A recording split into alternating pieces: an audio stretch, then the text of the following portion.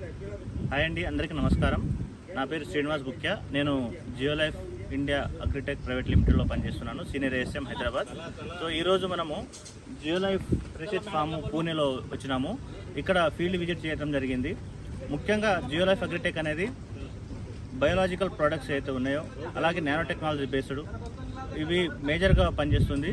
ఇక్కడ scientific team కూడా చాలామంది పనిచేస్తున్నారు. ఇక్కడ రీసెర్చ్ డిఫరెంట్ క్రాప్ మీద డిఫరెంట్ ప్రోడక్ట్ ట్రై చేస్తున్నారు. సేమ్ దాంతోపాటు సేంద్రియ వ్యవసాయం ఎలా చేయాలనేది కూడా మనకు ఇక్కడ పర్టికులర్గా చూపించడం జరిగింది. ఇక్కడ మేనేజ్మెంట్ టీం మొత్తం కూడా వచ్చినారు. కంప్లీట్గా పిన్ టు పిన్ అన్నీ ఎక్స్ప్లెయిన్ చేయడం అనేది జరిగింది. సో ఈ కాన్ఫరెన్స్తోని మనము రైతులకి ఈ టెక్నాలజీ ఎలా తీసుకెళ్లాలనేది ముఖ్య ఉద్దేశము ఇది. సో ఇక్కడికి రావటం వల్ల మనకు కొత్త టెక్నాలజీ అనేది అగ్రికల్చర్ ఎలా రాబోతుందని చెప్పేసి బ్యాక్ ఎండ్లో ఏ ప్రాసెస్ నడుస్తుందని తెలుస్తుంది.